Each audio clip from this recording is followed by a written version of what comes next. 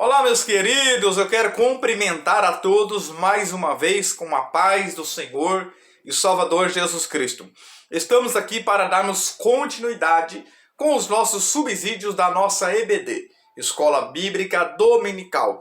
A você, meu amigo aqui de Presidente Epitácio Região, você é o nosso convidado a estar presencialmente conosco em nossa Igreja Evangélica, Assembleia de Deus, Ministério do Belém, na Rua Cuiabá, 146, em nossa sede, em frente da Caixa Econômica Federal. E na congregação aonde estamos, no bairro da Vila Esperança, ali situado, na Rua Antônio Venâncio Lopes, 2034, ali nós temos também escola bíblica no mesmo horário, às 8h30 da manhã. Você é o nosso convidado especial a estar presencialmente conosco.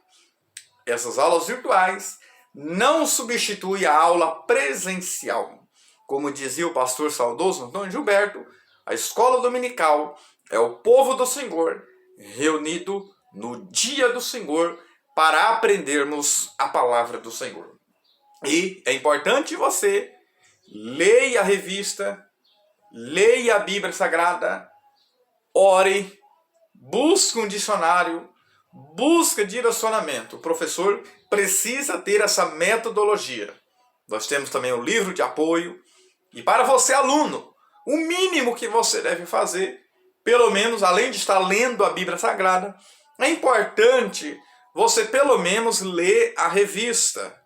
Porque muitas vezes o professor não consegue em uma hora fazer um desdobramento da aula.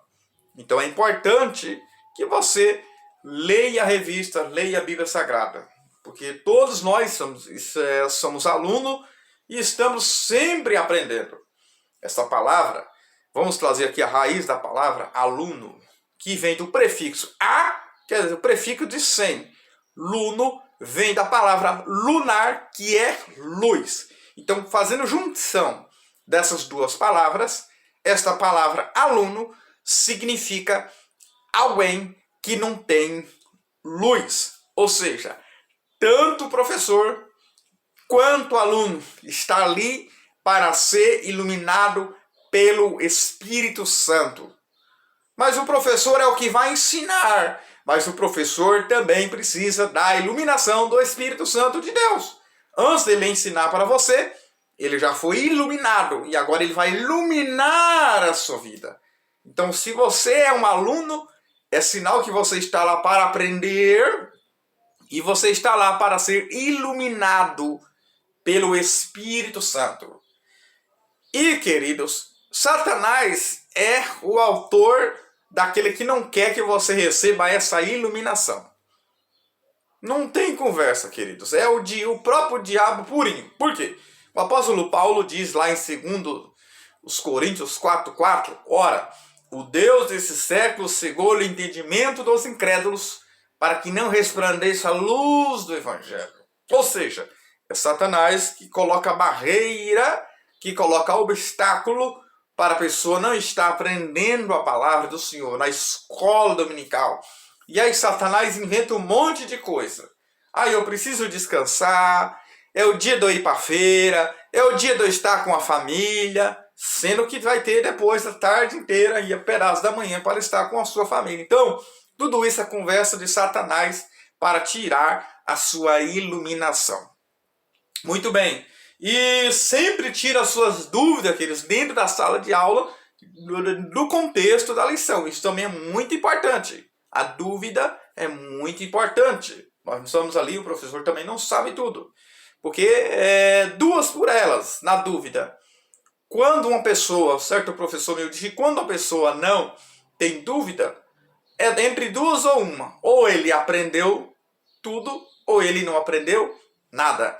E conhecimento também nunca ocupa espaço, sempre é demais. Então é importante. Eu lembro que quando eu estudava na sala de aula, o aluno que mais questionava, aquele que mais perguntava, aquele que mais tirava 10 nas provas, né, tinha um bom desenvolvimento. Muito bem, estivemos a lição passada, que foi a lição de número 6, que falou sobre a promessa de cura divina. Falamos, queridos, já sobre a promessa de salvação e promessa de cura divina. Falamos que Jesus ele tem poder de curar todas as enfermidades, tá bom? Só que eu e você precisamos entender, Jesus cura todas as enfermidades, mas ele não cura todos os enfermos. Pastor, mas o Salmo 103 diz que ele cura todas as enfermidades. Exatamente. Só que ele não cura todos os enfermos. Nós temos na Bíblia, lá em Lucas 16, aquele homem da parábola, ele era enfermo e foi para o céu e não foi curado. Foi para o seio de Abraão, né? Hoje é o paraíso. E ele não foi curado. Eliseu, que realizou o dobro de milagres do profeta Elias, diz que ele morreu doente. Então, a salvação, queridos, ela é primária sobre a minha e a sua vida. A cura é algo secundária, tá bom? E é importante eu e você entenda, eu também mencionei isso em nossa sala de aula, queridos, porque existe muitas doenças que são provocadas pela pessoa. Nós tivemos em nossa igreja ontem um policial trazendo um ensino que eu trouxe para que eles viessem aprender sobre a droga e os seus efeitos. E eu expliquei também de uma moça que ela fumava droga e pediu perdão, se arrependeu e o filho nasceu morto. Resumindo, porque Deus perdoa os pecados, mas não as consequências. Eu devo cuidar desse corpo, como ele mencionou em 1 Coríntios 3,16, porque é templo do Espírito Santo. E existem muitas doenças, enfermidades que é nós que causamos. Em nossa aula também, desta aula do domingo, eu trouxe algumas coisas que podem contribuir para a doença. E trouxe uma ecologia dentro da Bíblia Sagrada, pontuando para os irmãos, falando sobre o higiene, que tudo isso está na Bíblia já desde os primórdios.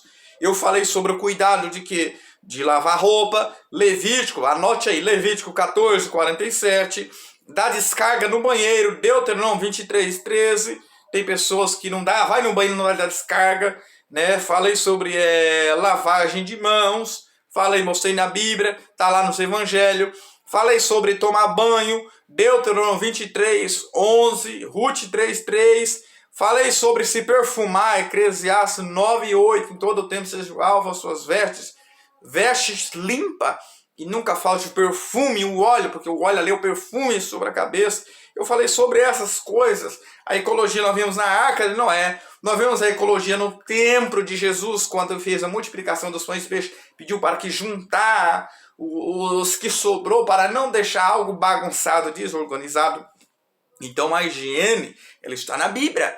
Limpeza do quintal, carpir os quintal, para evitar dengue, água acumulada, tudo isso que pode trazer doença. Existe um provérbio chinês que diz, se cada um limpar a sua calçada, a cidade inteira estaria limpa. Então isso é muito importante, que tem muitas doenças que são nós que procuramos. E aí vem o cigarro, a bebida e outras coisas que são provocadas, mas ao cristão não cabe a isso, tá bom? E eu e você precisamos tomar cuidado também para não julgar ninguém, querido. Nós não fomos chamados para julgar, nem ser juiz de ninguém. A pessoa está doente, o que falamos? Está em pecado. E quando eu estou doente, ou ele está doente, fala, está doente porque falou mal de mim. E quando você está doente, você falou mal de quem? Então, tomemos certo esses cuidados, porque tem enfermidades que Deus está provando a pessoa, provando a fé da pessoa, como aconteceu com Jó. E os amigos dele, entre aspas, amigos, achou que ele é pecado. Existe enfermidade no físico e existe também no espírito, a qual Satanás aprisiona uma pessoa lá em Lucas 13, que deu reações no corpo. Ela andava encurvada ali, 18 anos, aquela mulher. Jesus repreendeu aquele espírito de enfermidade. Tem enfermidades que temos que ser repreendida, mas tem umas que vai orar em nome de Jesus. Então tem enfermidades que em nome de Jesus saia. Tem enfermidades que tem que ser repreendida no sangue ou no nome de Jesus. Sangue de Jesus para perdão dos nossos pecados. Então cuidado para não ver demônio em todas as enfermidades. Haja vista assim, toda enfermidade é consequência do pecado. Mas nem todos que estão enfermos é porque está em pecado ou pecou com Deus. Existe sim pessoas que precisam de um conserto, de uma aliança com Deus, se arrependem dos seus pecados, pedir perdão para receber a cura também. Muito bem, queridos, hoje nós estamos com essa lição de número 7, a qual vai falar sobre a promessa de um coração novo. Então, já falamos aqui, queridos, sobre doenças, enfermidades. Só que nós não vamos pontuar aqui sobre em si mesmo o coração como um órgão que precisa ser cuidado, né? Que precisa ser cuidado. Nosso coração também precisa ser cuidado, nossa saúde. Inclusive eu já trouxe alguns dados aí, queridos. Eu já trouxe alguns dados, mas eu vou trazer mais de novo aqui, você anote aí. Dados que eu pesquisei recentemente da OMS, né, Organização Mundial de Saúde. A famosa doença do século hoje é chamada de ansiedade. Veja, 63% de pessoas que estão hospitalizadas, né, com crise de ansiedade. 37% das pessoas que estão no hospital são por causa de estresse. E 59% são por causa de depressão. E tem outros problemas que levam também à mente. Então, precisamos cuidar, queridos. Amém? Precisamos cuidar da nossa saúde. Isso é muito importante para nossas vidas. Cuidar do nosso coração. Então, o nosso tópico 1 vai trabalhar exatamente isso. Essa promessa de um coração novo aqui, ela está no Antigo Testamento, né? Ezequiel, Jeremias, e também se encontra no Novo Testamento, no livro dos Hebreus. Aqui é uma promessa muito abrangente, tem aplicações muito importantes para os nossos dias. Muito bem. Primeiro tópico, né, vai explicar o coração na perspectiva bíblica. O coração na Bíblia é usado como referência ao órgão físico. 2 Samuel 18:14 e 2 Reis 9:24. Então, é onde está o nosso homem interior. Né? Refere-se ao homem interior. E Paulo fala também do nosso homem exterior. Então existe o homem interior e o homem exterior. Quando Paulo fala sobre o homem interior, ele fala do espírito e alma. O homem exterior ele se refere-se ao corpo. Então o coração, ele está dentro de nós. E o coração, queridos, é usado na Bíblia Sagrada como uma metáfora apontando para a mente, né? Por mais que fala sobre órgãos, mas ele é uma figura dos nossos pensamentos, ele é por analogia, né? Ele é nossas emoções, onde está o centro das emoções, e também onde está a circulação, mas pode ser figuradamente como os nossos sentimentos, nossas paixões, nossos impulsos, né? E também na nossa mente, a qual é sempre aplicada como a nossa mente, que é onde está o nosso intelecto, a nossa vontade e a nossa razão. Então, eles não tinham, né? No Antigo Testamento, eles não tinham o avanço tecnológico científicos que nós temos hoje. Então, quando se fala o coração, lógico que eu não vou ter ideia, queridos, apenas de um órgão, de onde bombeia o nosso sangue. Não, é sempre figuradamente.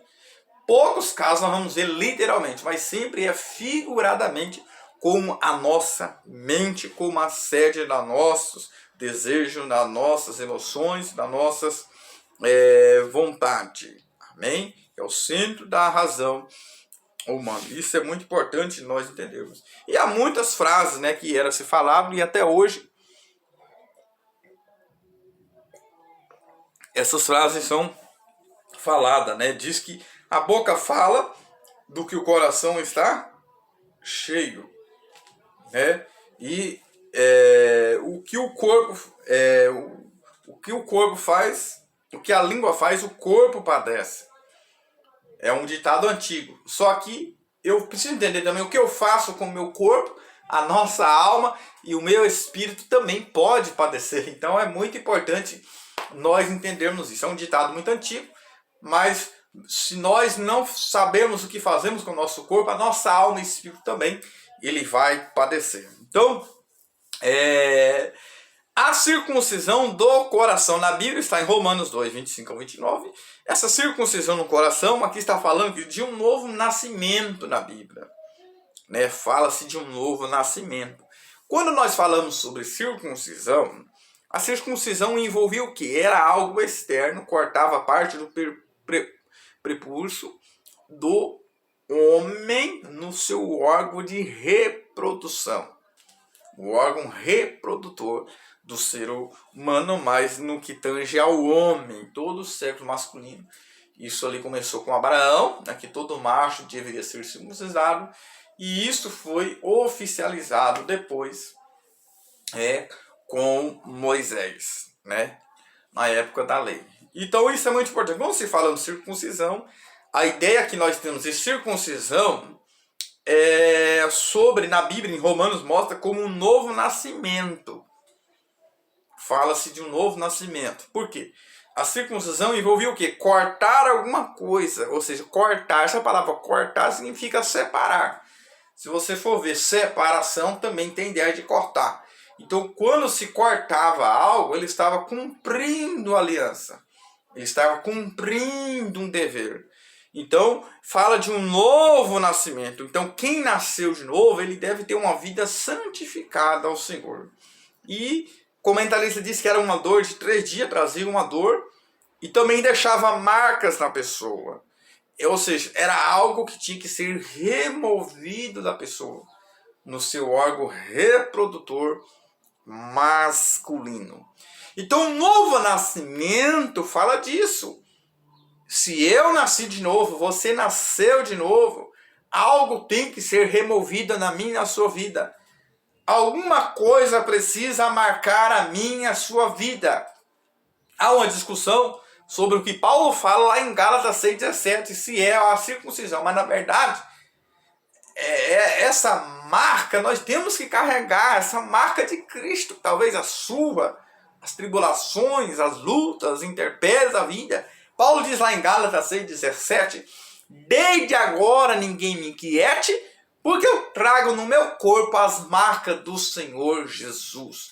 Paulo carregava as marcas das dores, as marcas do sofrimento, as marcas da luta, né? Ele tinha essa marca do Senhor Jesus. Então, ponto 3 fala de um coração novo. E quando Paulo explica isso, baseado no que Jeremias falou, quando Paulo explica isso também no Novo Testamento, ele fala não da letra.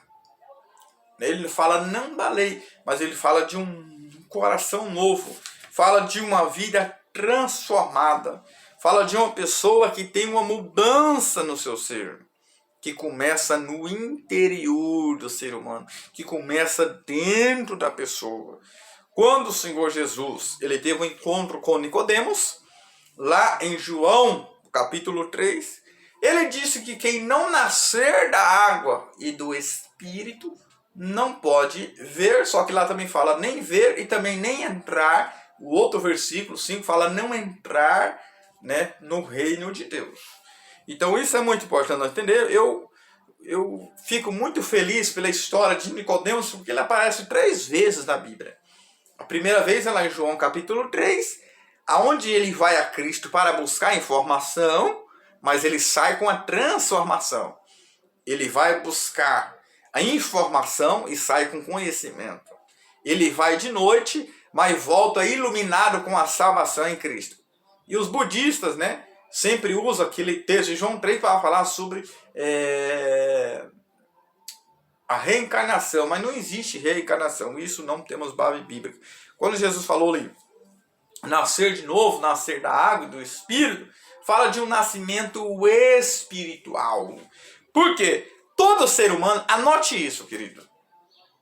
Todo ser humano, uma vez que ele nasceu, né, é importante nós entendermos alguma coisa.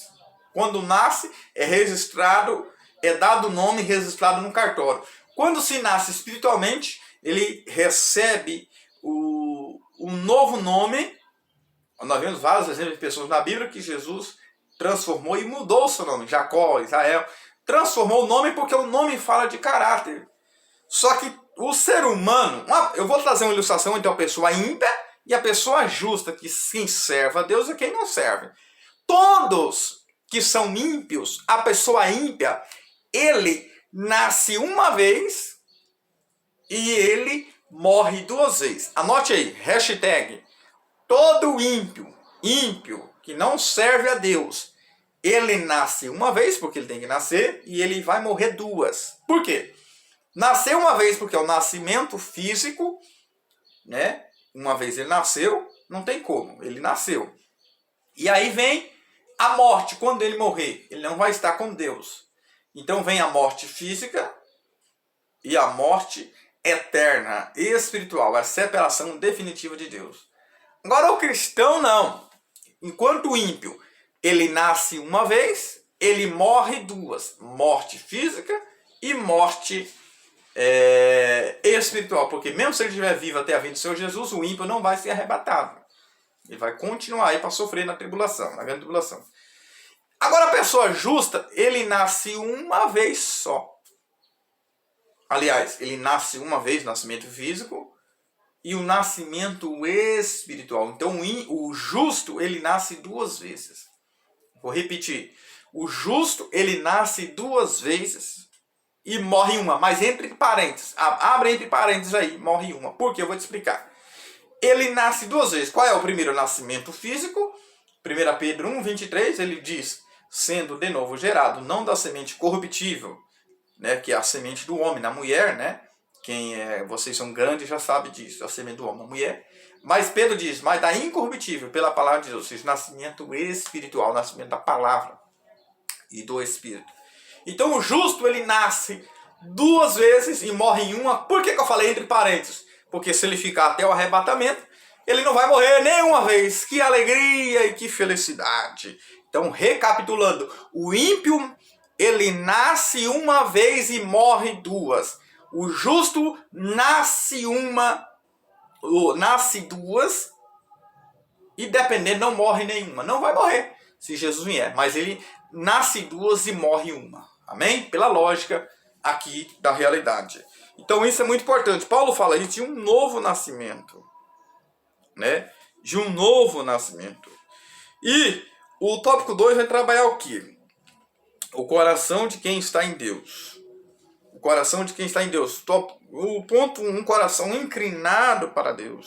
Nós temos que ter, queridos, o nosso coração inclinado para Deus. Ou seja, voltar para as coisas de Deus, né? Se voltar para Deus. O Salmo 119, verso 11, o salmista diz, escondi, Senhor, a tua palavra no meu coração, para eu não pecar contra ti. Lógico que ali o salmista, quando ele fala coração ali, ele está falando da mente também. O entendimento que temos ali é da mente. Temos que guardar nosso coração, guardar a nossa mente, se proteger. Efésios, Isaías, vai trazer muito isso, né? O coração é onde está o nosso tribunal, a nossa consciência, o nosso maior tribunal está na nossa consciência. Eu vou ler aqui um versículo, né? 1 João capítulo 3, lá em 1 João, capítulo de número 3, olha só, versículo 20 e o 21. Sabendo que se o nosso coração nos condena, maior é Deus do que o nosso coração e conhece todas as coisas. Amados, se o nosso coração não nos condena, temos confiança em Deus. Então, nosso maior tribunal está em nosso coração. É onde está a nossa consciência, né? Onde está a nossa consciência, que pode ser aplicada aqui, uma analogia aplicando para a nossa mente. Ou seja, na Bíblia Viva, que é um pai traduziu para o filho, né? Fala assim, viva de consciência limpa. Ou seja, se o nosso coração estiver com a consciência limpa, consciência tranquila, né? Se isso não nos condena. Então, eu e você precisamos entender. Então, falando sobre Nicodemos, ele vai a primeira vez, João 3, ele recebe a salvação. Depois, João capítulo 7, ele vai defender Jesus na ausência dele. Aqui está falando o quê? De um caráter. Porque há uma diferença entre reputação e caráter. Reputação é aquilo que os homens falam de mim. Wanderley é um homem de Deus, Wanderley é uma pessoa boa, Wanderley é um cara top. É o que as pessoas falam de mim. Essa reputação. Agora, caráter. Reputação é o que os homens vê. Caráter é o que Deus vê. Quando você está só na sua casa, quando você está só na rua, quando você está só naquele trabalho e tem a probabilidade de você roubar e você não rouba, Adultério, você com o celular na mão, você está só diante do notebook, você está só diante do seu computador, como que você se comporta? Como que nós se comportamos? Isso é o caráter, é o que somente Deus está vendo. Agora, a reputação é o que as pessoas vê. Então, precisamos ter um coração consciente. Aí nos traz o exemplo de Maria. Ela vai conferindo, ela vai guardando todas as palavras que ela vai ouvindo e vai conferindo e vai guardando em seu coração.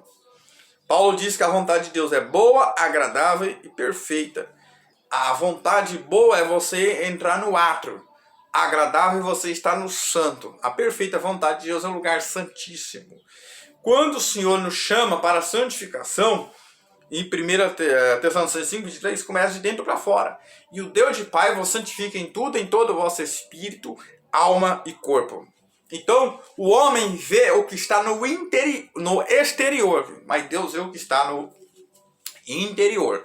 Nós temos um exemplo bíblico. Samuel é um filho de uma mulher que orou, Ana, um homem de Deus, um homem de oração, um homem de compromisso, mas já ia ungindo a pessoa errada.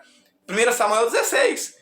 Aí veio Eliabe, Abinadab, Samar, passou 7 filhos. Deus falou, não é esse. Acabou-se o jovem? Não, tem um que está lá no campo, que é Davi. Mas ó que antes o Senhor disse para ele, 1 Samuel 16:7, não atentar para a aparência, não atentar para aquilo que ele está vendo. Porque ele está vendo, está diante dos olhos. Deus está olhando o coração de cada um. Então, é o que diz o ponto 13, que Deus vê o coração.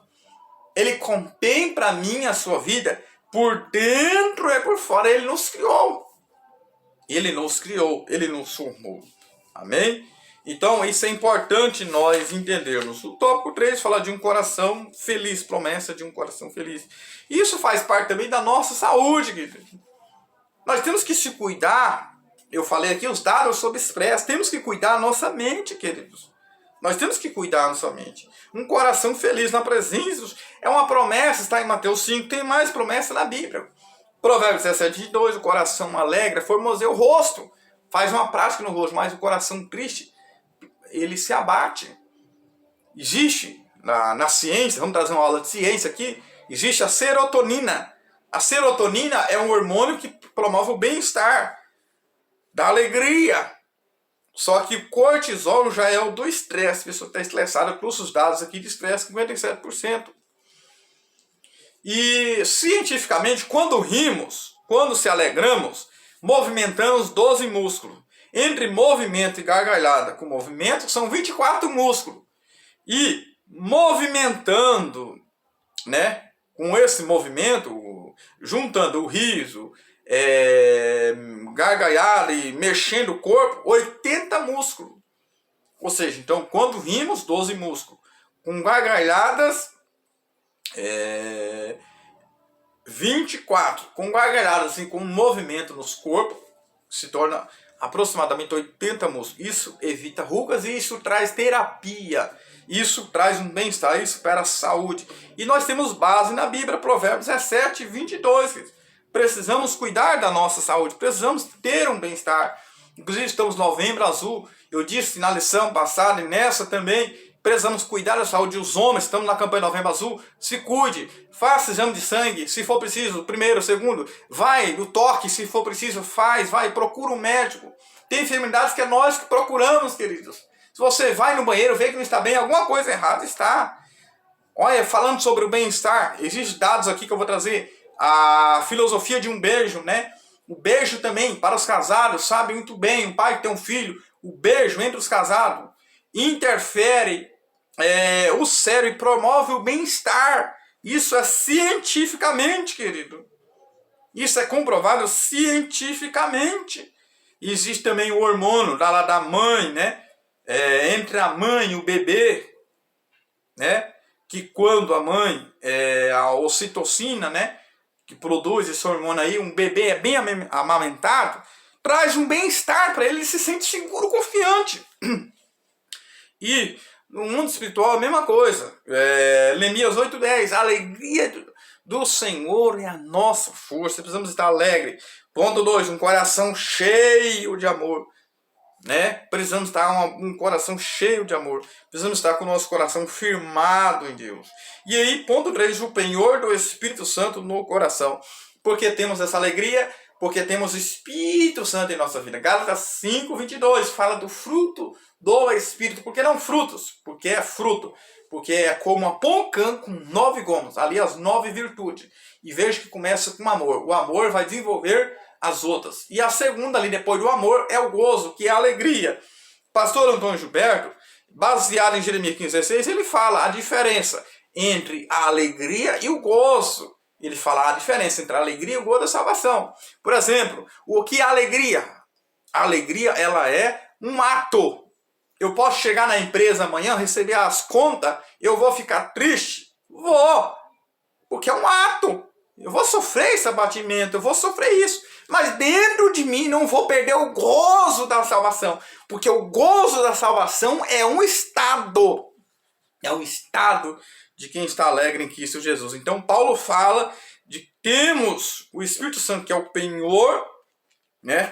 Paulo fala do selo e também o penhor. O que é o selo? É a garantia da compra. O selo é a marca. Garantia de que alguém comprou algo. Cristo nos comprou. E o penhor já é a garantia da busca.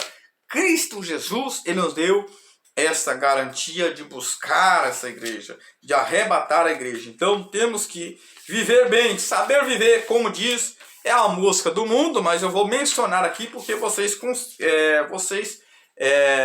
conhecem a música dos Titãs, né? Eu não sei se já morreu ou não, só sei que eles têm uma música deles que falava que é preciso saber viver, e mais para frente ele diz, é preciso tomar cuidado para mais tarde não sofrer. Então, para quem sabe ler um pingue é uma letra. Então, é muito importante.